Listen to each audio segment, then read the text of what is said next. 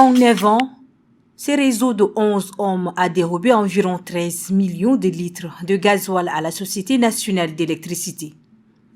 La technique est surprenante.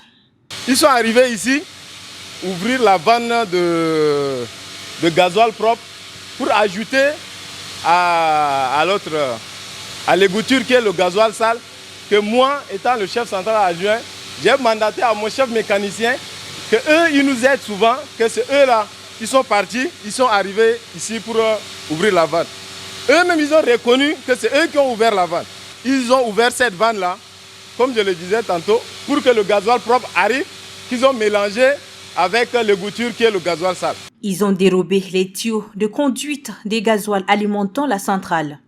Chaque jour, ils tirent en moyenne 20 fûts de gasoil et vendent à 40 000 francs CFA au marché noir. Selon notre renseignement, le véhicule en train de sortir. On a intercepté, ça c'est 18, je crois que 17 ou 17 fûts de gasoil qui étaient sortis là où vous avez constaté. Là où vous avez constaté de manière très dangereuse. En même temps, ils ont mis ces problèmes au dos des gens des APS. Or, les APS, ils n'ont pas de clés pour ouvrir ces choses. Dans ces réseaux de 11 hommes, 3 d'entre eux sont les employés de la société.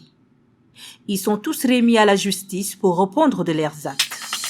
La secrétaire générale adjointe du gouvernement Fatimé Aldine Garfa a reçu ce vendredi 28 juillet une délégation du Parlement junior africain pour les Nations Unies, bureau du TIAD, conduite par le sénateur junior Jimtebay Kenzo Migra Ringar. La délégation est venue présenter les membres, la mission et les objectifs du Parlement junior africain pour les Nations Unies, bureau du TIAD, tout en sollicitant l'implication du Parlement dans la vulgarisation des messages de paix et de l'amour de la patrie. Fatimé Aldine Garfa rassure les parlementaires de la disponibilité du secrétariat général du gouvernement dans l'accompagnement de leurs objectifs. Le directeur général de la police nationale, Ali Adoum Toli, a lancé ce vendredi 28 juillet 2023 la campagne de dépistage contre l'hépatite. Il a exhorté les policiers à se dépister massivement contre ces maladies infectieuses afin de connaître leur sérologie. Cette campagne est une initiative de la direction de la santé, de la promotion des sports et de la musique. Ce 28 juillet 2023, dans le premier arrondissement de la ville de N'Djamena, le centre de formation professionnelle des bouchers a eu le privilège de recevoir la remise de nouveaux bâtiments en présence du ministre de l'Élevage et de la Production animale ainsi que plusieurs autres invités. Ce projet a pour objectif de relever le défi du développement de la formation professionnelle et de l'apprentissage grâce au cofinancement de l'AFD et du gouvernement tchadien à travers le Fonds national d'appui à la formation professionnelle. Les Jeux de la francophonie se déroulent depuis hier à Kinshasa, en République démocratique du Congo. Le Tchad participe à cet événement avec 6 disciplines, notamment le basketball, le judo, la lutte, le tennis de table, le cyclisme et le handisport. Entrés en lice, les Savo Dames version basketball se sont inclinés au premier match contre la RDC 17 à 97 avant de perdre au deuxième match contre le Liban 126 à 23. Dans les heures à venir, d'autres disciplines feront leur entrée en lice.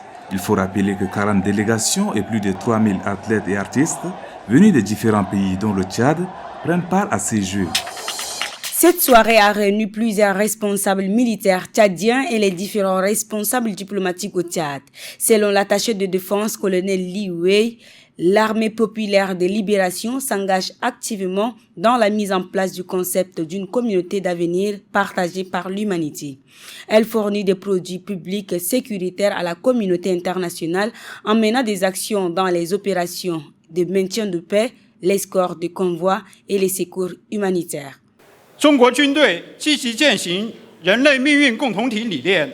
La Chine est à la fois le deuxième plus grand donateur des opérations de maintien de la paix des Nations Unies et le plus grand contributeur des effectifs parmi les membres permanents du Conseil de sécurité de l'ONU.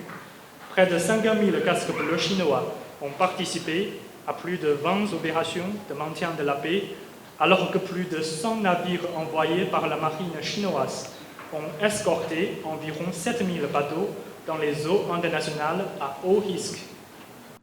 Il a également évoqué la dynamique position des relations sino-tchadiennes, mettant en avant les succès de la coopération dans divers domaines, notamment la formation et l'assistance technique pour la lutte contre le terrorisme régional.